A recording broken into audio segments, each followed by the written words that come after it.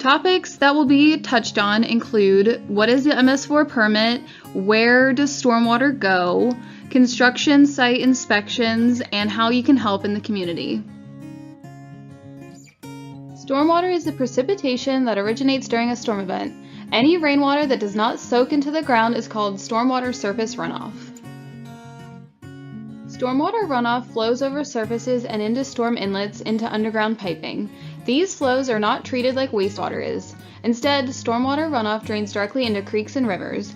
In Martinsburg, 80% of the stormwater flows directly into the Tuscarora and Dry Run Creek.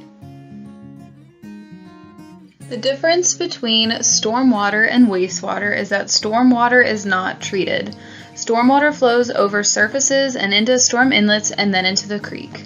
Wastewater, defined as water that has been used in washing, flushing, or manufacturing, is also known as sewage. Wastewater gets treated at a water treatment plant and then discharged into the Tuscarora Creek. Land impacts such as farming and urbanization can have a negative effect on stormwater infiltration.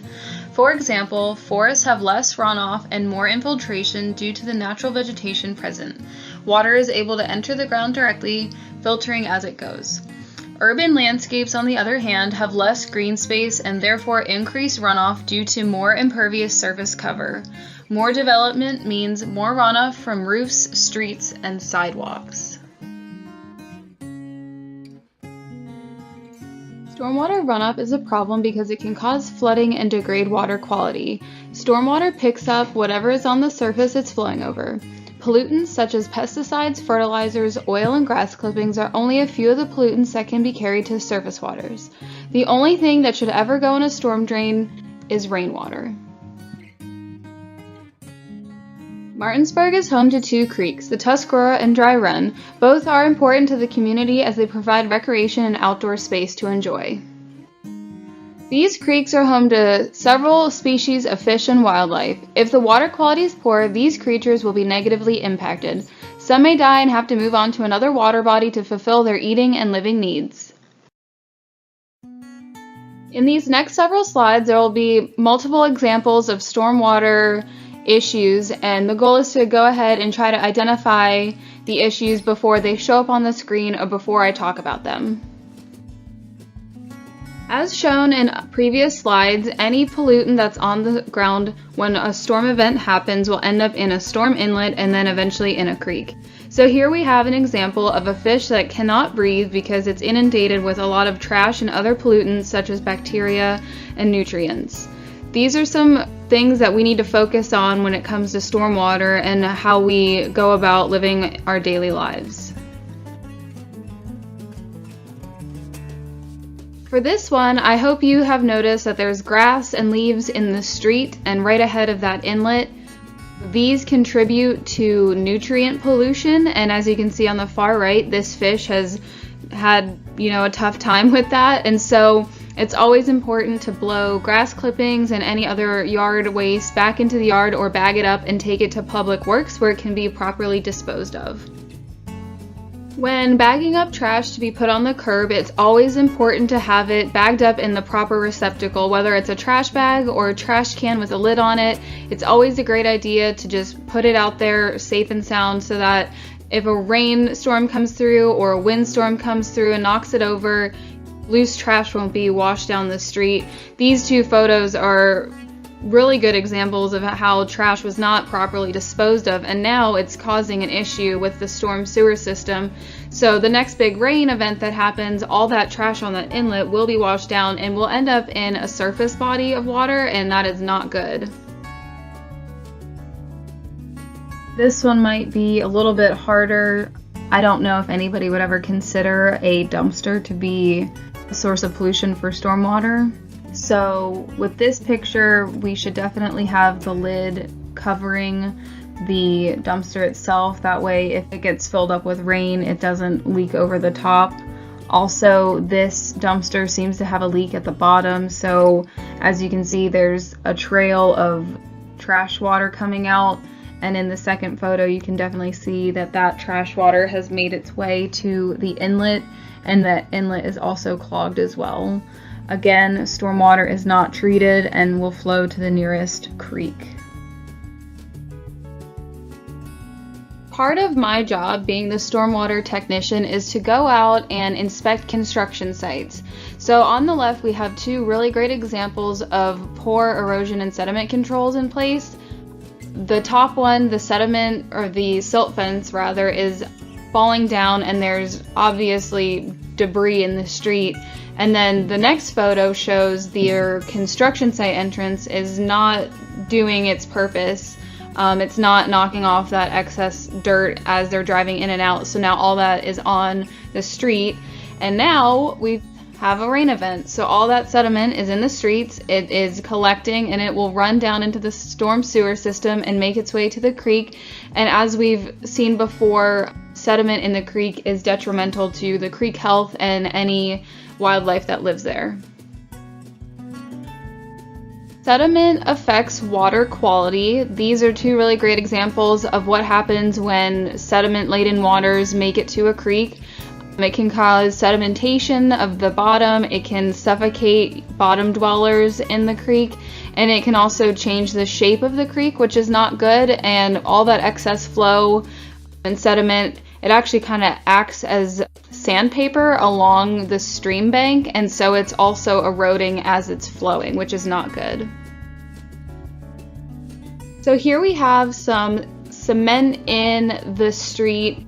Either the cement washout was not properly maintained or they just dropped it on the street as they were leaving.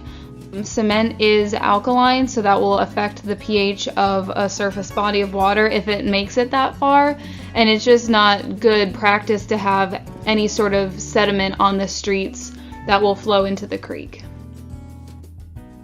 When it comes to exposed piles of either debris or stockpiles of sand or salt, it's always important to go ahead and cover those, whether it's with a tarp or some kind of barrier that the sand or salt can't leach through when it's rained on. That's a really great way to maintain these. Both of these are examples of that not happening, and so that needs to be something that should be taken care of in the future. All that salt and sand, again, will flow over the surface and into a creek and cause problems.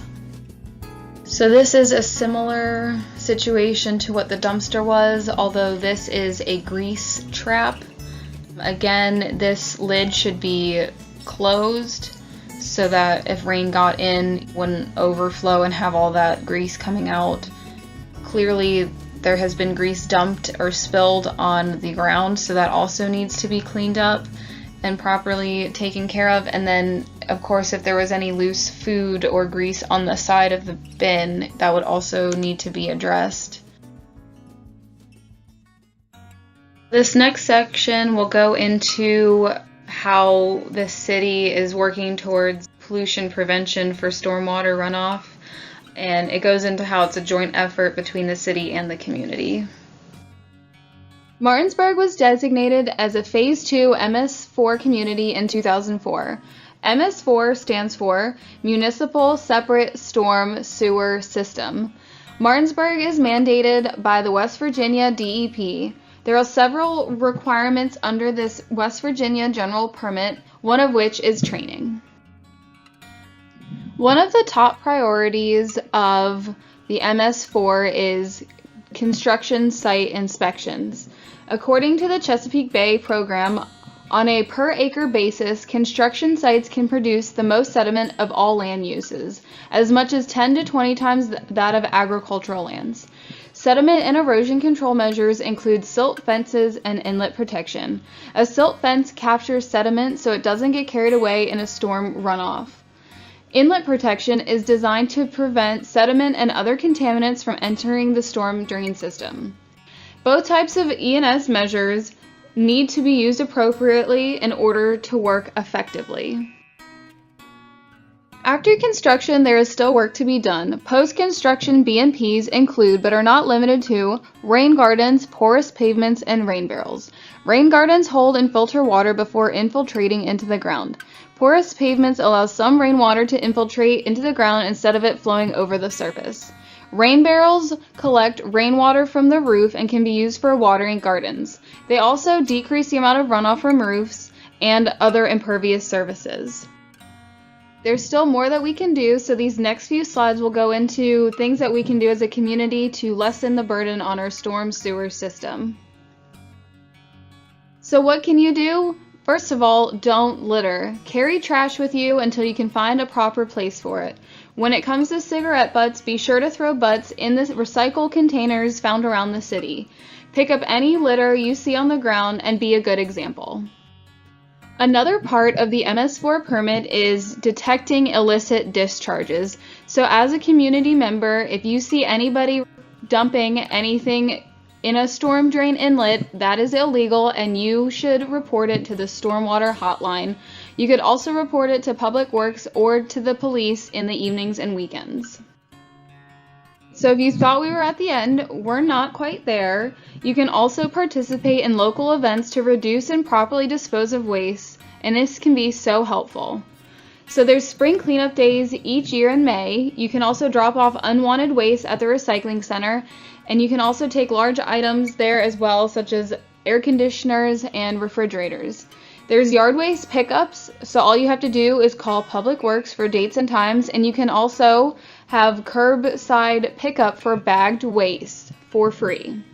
One other thing that can be helpful is to clean up after your pets. Pet stations are located around town to make it even easier to pick up after your pet and not let that waste get into our streams.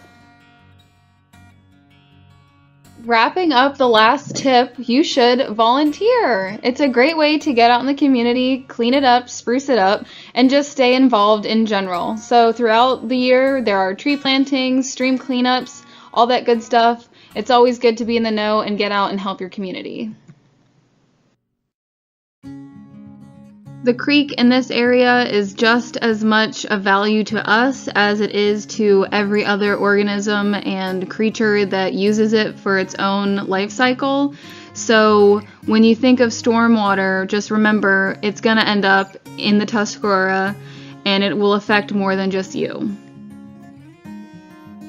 On behalf of the Stormwater Management here in the City of Martinsburg, we thank you for doing this training. We hope it was insightful and informative and helpful, and we hope you're inspired to take care of your community and your streams. And if you have any questions, feel free to reach out to the Stormwater Management or to Public Works, and also fill out the evaluation at the end of this just to make sure that you have a good understanding of everything that's going on, and so we can also get feedback as well. Thanks again!